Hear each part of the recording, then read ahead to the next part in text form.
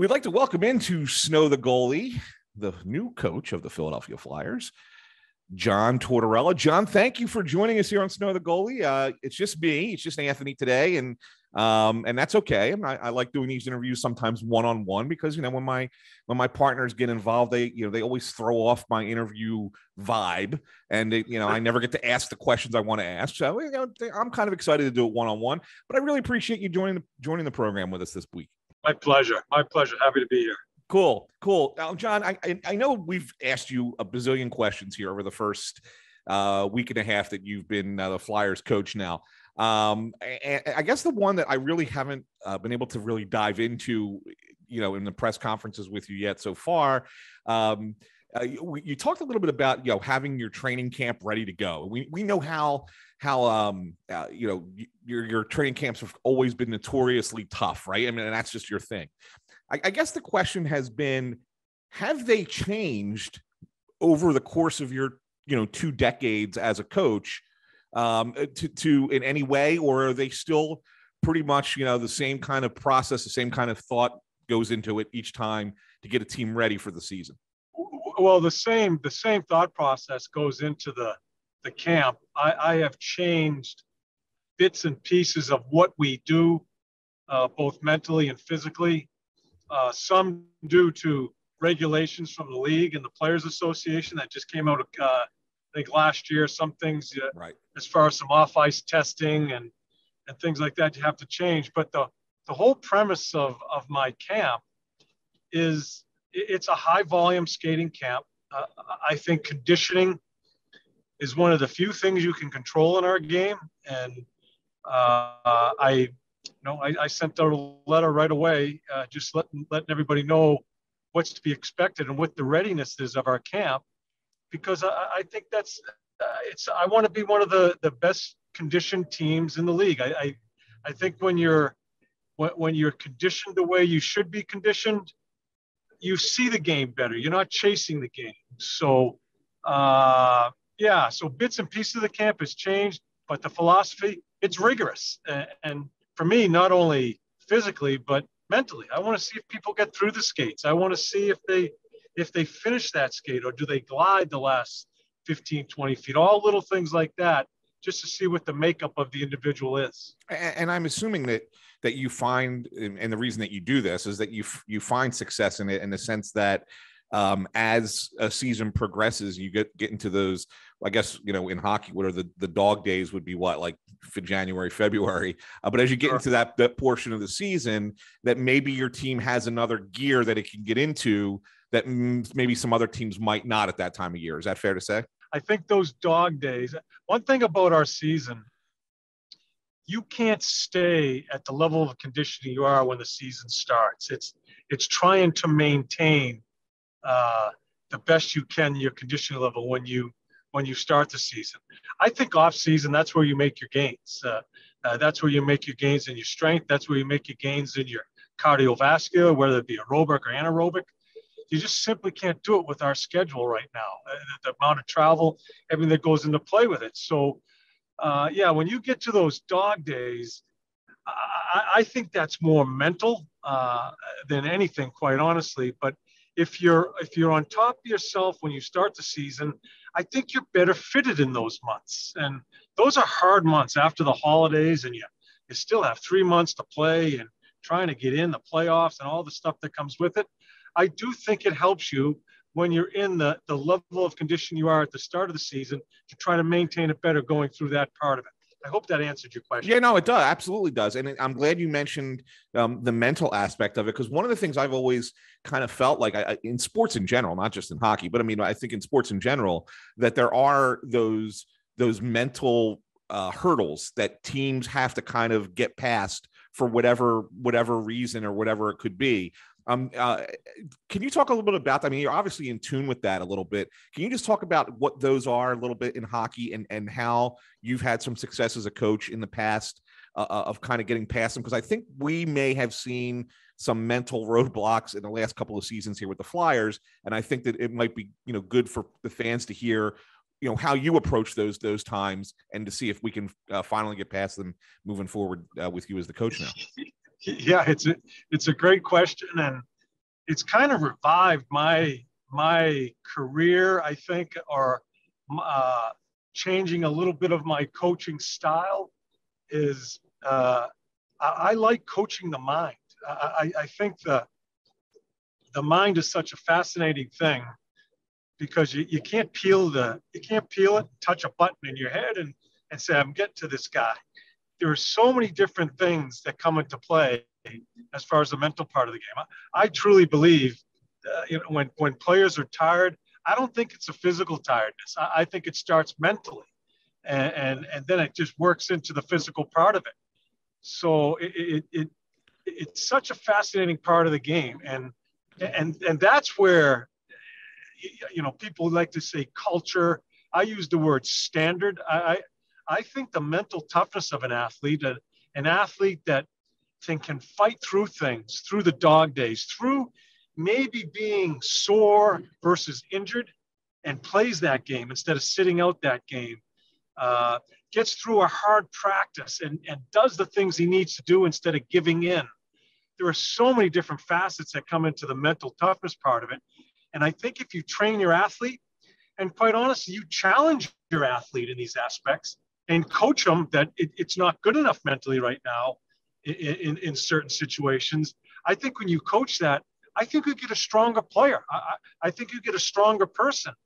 And when you start doing that individually and developing them, and then develop the camaraderie that goes into that to a team concept, that's when you have a standard of a team that's hard to play against. And so I don't have all the answers because it's such a fascinating part of the game. Right. But the mental part of the game far overrides the X's and O's part of the game. I've given the X's and O's to my assistant coaches and just worked on the mind the past 3 or 4 years. That's great. That's interesting. And I find that fascinating. I guess, was that something that you really started to think about, I guess, in Columbus, or did you have a notion of that prior?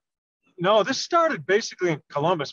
After my first year, it was the conditioning level of our team, the mindset, how you go about yourself in the locker room, and the toughness that's needed to play in the National Hockey League. I think it was lacking, and so that's when X's and O's. It's easy to stand on a whiteboard and go over X's and O's and teach that. It's important. Don't get me wrong. That's the structure of your team. But to dive into it daily, as far as the mental aspect of it, and that's what you have to do. It's daily. That was pretty cool for me with our athletes in Columbus. And I'm proud of what we did there. And not just me, but the whole staff and organization, because I know my last 4 years there, I walked into that dressing room, and that was a mentally tough locker room. Lacked some skill. I think we needed to add another, we needed to add some players, as all teams are looking to add. But I knew there was belief. I knew there was mental belief that we were approaching this the right way. And we were a hard team every night to play against. I was proud of that. And more importantly, I thought the boys were proud of it. And you could feel that in the locker room. So that's where it's really taken off for me, because I get to touch it a little bit when I walked into that locker room every day. Yeah. And I guess, does that just come from like conversations with guys too? I mean, maybe like learning what's going on with their lives outside of hockey and really trying to figure out how to meld that together with what's going on, what you need them to do as athletes? Absolutely. It's conversations of developing a relationship with the athlete. Sometimes it's conflict when you push the athlete and you just don't like what they gave you in that specific area or a game or practice. It's a combination of a number of different things, and that's how you develop it. And I have great relationships out of this that I'll have for a lifetime because of just the roads that we had to go through to get the individuals to understand, and more importantly, that it's not just about you. You need to join in with everybody else and turn this into a concept, into a team concept. Yeah, you talk about challenging people, John. Now, I'm one of the few guys who's left in Philly from when you guys beat the Flyers in 04 in the conference final. Okay. And of course, I remember the whole thing with Hitch and Shut Your Yap. And then of course I was there with the whole blow up with Larry and in the outside the locker room with that whole story that he did. So I remember all that stuff. And so it's kind of funny, like, when we first heard your name was coming up as a potential coaching candidate, I'm sitting here wondering, I'm like, wow, what's this going to be like? And so I decided to check in with a couple of colleagues from the other cities. And I remember having a real good conversation with Aaron Portzline in Columbus. And Portsy says to me, he says, John will challenge you if you ask a dumb question. He says, but if you ask him good questions, he'll give you great answers. So my approach is now going to be, every game that I'm there with you, is I'm going to make sure that I come up with good questions. Is that a fair thing to say? Like you like to challenge people, even maybe not the athletes, but even us. And that's kind of how this whole John Tortorella versus the media thing kind of comes out. Yeah, listen, yes, in some aspects, yes. I love talking hockey. And Portsy and I, we took a couple of U-turns here and there, but we have developed a great relationship because I think he's a very smart man, and I don't think he's afraid to ask the tough questions. I'd rather have tough questions than just dumb questions, about the lineup. And you know what the lineup is. If you don't have a question, just sit there and watch, and don't ask me questions about injuries in the lineup. But it also develops into a situation where, sometimes I get in problems with you guys because I'm not good at it at the end of a game. I am emotionally involved in a game, and to have to meet with you guys 10 minutes after, I'm not good at it. And I'm trying to be better. I'm trying to be respectful. But when you start kind of picking on my team a little bit, I get protective of my guys. Yeah. Listen, I give them enough shit myself to not listen to you guys give it to them. And I protect them at certain times, and it turns into a little bit of I don't know, what do you want to call it? Conflict, confrontation, whatever you want, an argument. But I think it's healthy. It's never personal. I guarantee it's never personal. It's just, stuff happens. Yeah. And with emotion, stuff happens, and that's why it's going to be. Well, John, you know what that comes from, and I could say this because my family comes from the boot as well. That's the Italian in you, right? It's a little bit of the Italian in you. Yeah, it's a little bit of that, right? But I care. We do. We care. We're Italian. We care. We love passionately. We argue passionately. That's what we do. I hope I handle myself the right way, but there's going to be some bumps in the road. There will be, and sure. But I'm looking forward to everything about it that we're going into as we start this season. I wanted to ask you about some stuff away from hockey. Like I know that you and your wife have really been involved with some great charity work that you guys have done. You have that Tortorella Family Foundation, but more than anything else, I mean, I guess is more the animal rights and animal rescue stuff. I guess you guys have the pit bulls and the like. And that's been, you do that back home and where you live up in New York, and you were doing it in Columbus. I know you do that hockey for hounds, I think it was called, that you guys did out there on the radio out there. Is this something that, I mean, obviously it's going to be something you're going to continue doing the rest of your life, whether you're in hockey or out of hockey, but is there some way to kind of tie it in here with what you're going to be doing in Philadelphia? Yeah, well, we've already been contacted, and I give my wife, Christine, a tremendous amount of credit because she is the one who built our foundation from the ground up. She is the one that's all over the country trying to help out in any way. Putting up fences in a rural shelter that just has no money, and the dogs are stuck, or animals, cats, dogs, whatever it may be, are stuck in cages. Just to put up a simple 20 by 20 fence so they can get out and socialize and get moving a little bit. Mm-hmm. She has been fantastic. So I take directives from her. This is a lifetime project for us. We love doing it. Anthony Rothman and I with Hockey and Hounds out in Columbus. I tell you, it turned into saving more animals during those Wednesday afternoons and because we have the platform. That's what's nice about the platform that we have. My wife and I we kind of hang by ourselves, and we're very quiet people. But when it comes to this, we have a platform, and we try to dive into it so we can just help out in any way. So we're in it at Philly. SPCA has already contacted us. A number of organizations in Philly have already contacted us. Love to get Hockey and Hounds get going out there some way with someone out there to talk a little hockey, then talk about some of the atrocities that are going on with animals in the area, in the country, whatever it may be. So we're in, and we're already starting inroads into Philly. That's awesome. That's great. That's great to hear. That really is kind of cool. So tell me a little bit about what else you like to do away from hockey. I mean, we know you got the farm, all right, and you're up there dealing with the animals and the horses, and that's awesome too. But is there anything like, are you a streamer? Like, do you watch TV shows, or you like to go to concerts? Like, what does John like to do? And John, I mean, even if you do it with your wife or whatever, what do you guys like to do when there's no hockey to go on and talk about? Yeah, we're pretty boring people. We really are. We're very fortunate. We just had our first grandkids, so 3 awesome. or 4 months ago. So that's been fun for us to start that path in our life. But I tell you, if it's not hockey, we are so wrapped up with our animals, with 4 rescue dogs, 3 rescue horses, and being involved in really all over the place in our country to try to help. We just kind of hang out.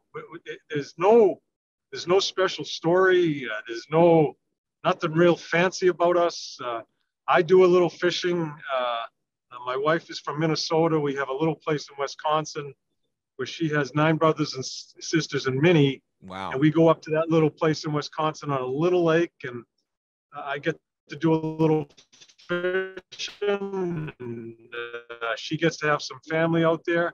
Other than that, man, we're that's it. And so there's nothing really exciting, although we feel it's exciting what we're doing, and we're involved in it, and both hockey. I think your phone just cut out again there at the end.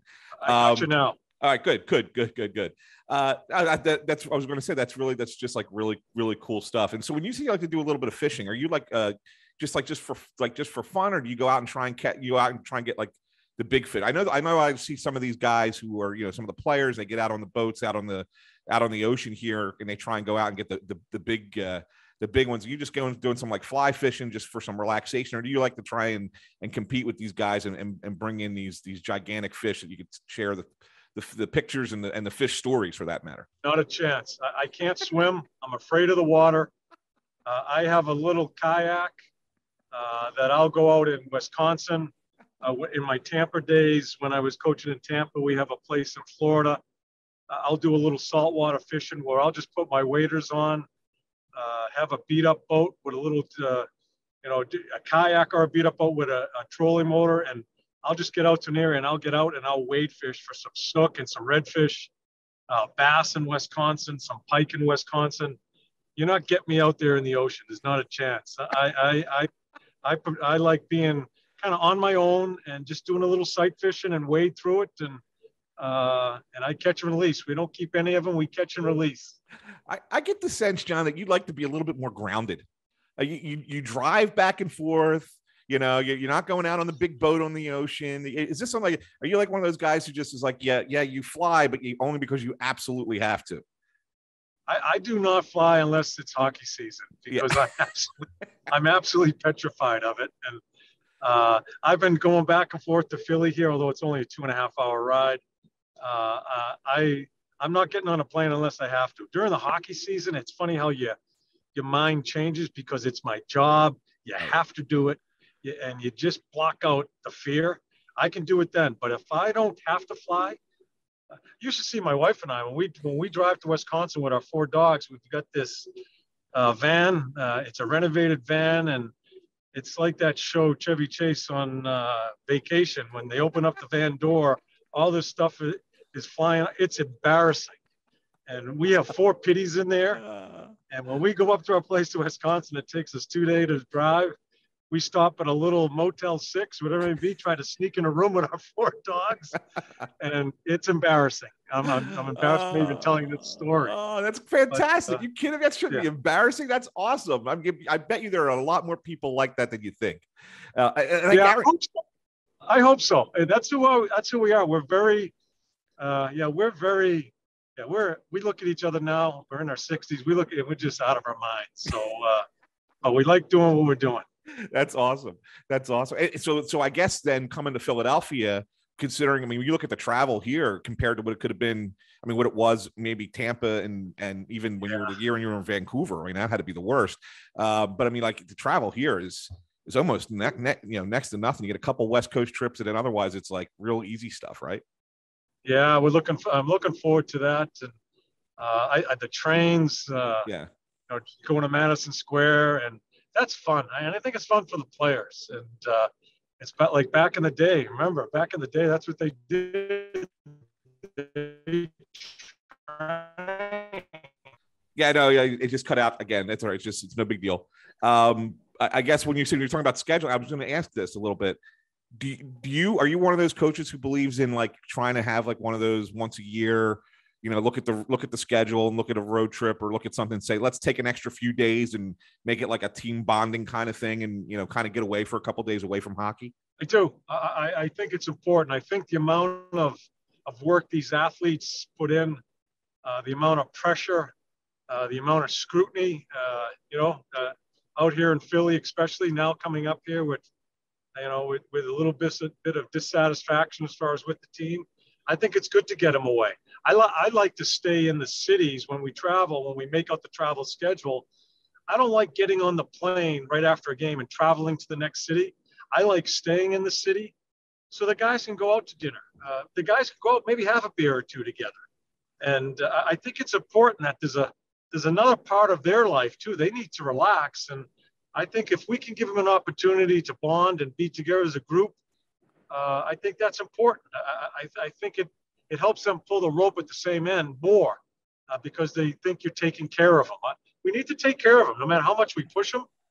We need to treat them like human beings also and let them have another part of their life. Yeah. And it's important you say that, John, because I think we forget that sometimes, in the media, and I know fans forget it. And I'm not trying to knock them, but I think that they forget sometimes because it's almost like, these are just little figurines that we're watching on our TV. These aren't real people, but in a sense, they're no different than any of us in the sense that they need that mental break every once in a while to kind of get away from it. It's probably benefits them to have that opportunity.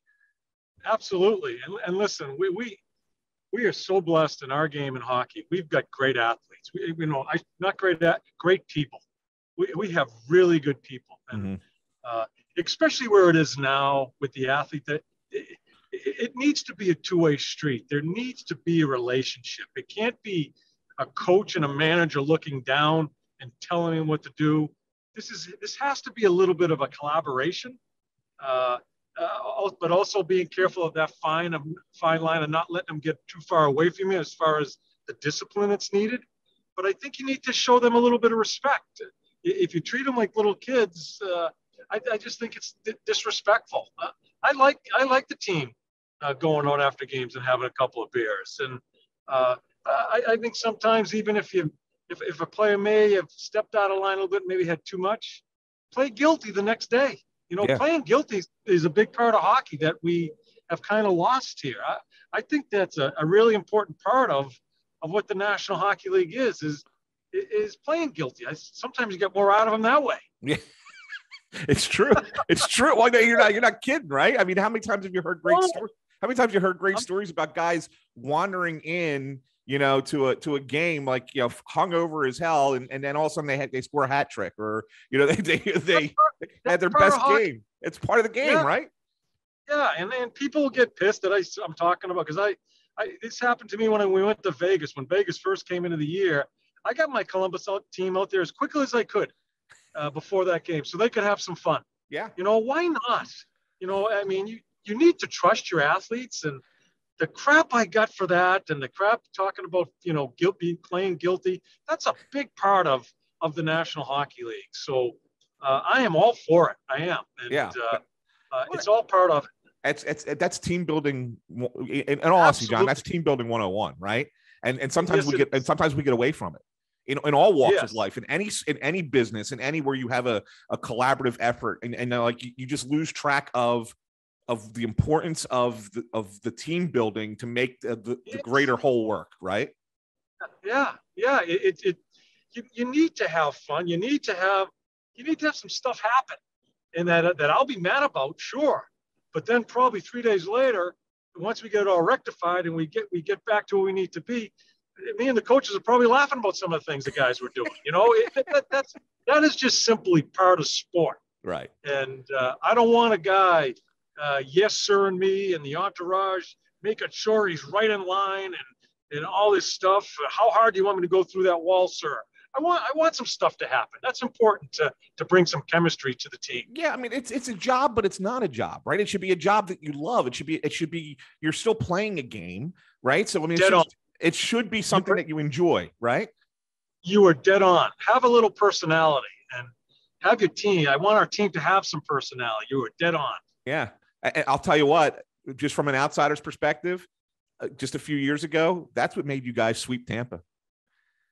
Yeah, they were so uptight, and you guys were playing loose and fun and believed in it, and it was just from watching from the outside. We used this, right? I mean, it's fair to say. I mean, that's kind of how you felt going into that.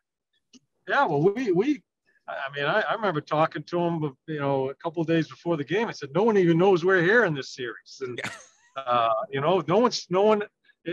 no one asked me one question about my team. They were asking the Columbus Blue Jacket coach and players of the Columbus Blue Jackets about the Tampa team. They never asked about our team, and right. We used it to our benefit. We went out and we had a game plan, and our boys stuck to our game plan, but we went out there and had a blast. And as we started feeling momentum coming our way, we got looser and looser and felt so good about ourselves. And you learn so much in those situations. How much pressure should you put on a team in preparation? Young kids not even having a clue what they're doing. Is that better to have a team like that because they don't feel the pressure? It's crazy some of the things that go on in the players' minds as you start playoffs. Yeah, it's great, John. I'll tell you what. I mean, we'll leave it here. I didn't want to take up. You already gave me 20 minutes. It's what I promised Joe, that we'd keep you to 20. And I appreciate that. And I'll tell you what. If all this happens here in Philadelphia, it will be a love affair like you've never had. I can promise you that. You won a Stanley Cup in Tampa, and I know that's the pinnacle of the sport. But if everything that we're talking about here translates in this city, you'll never have to buy a dinner, a beer, anything in this town, just because it'll be that much of a love affair with this city. They're gonna appreciate you and this style every step of the way. Yeah, well, I'm gonna be as honest and as transparent as I can with you guys, with the city, and I hope we can get into a situation where we have a little personality with our group, and I'm looking to have some fun with them. There'll be some ups and downs. People will be mad. I get it. I'm in with it. I just want to be part of it, and hopefully we can be proud of a product when we get there. Well, thank you very much. That's Flyers coach John Tortorella here on Snow the Goalie. John, best of luck to you, and we'll catch up with you down the road. Thank you very much. Enjoyed being with you.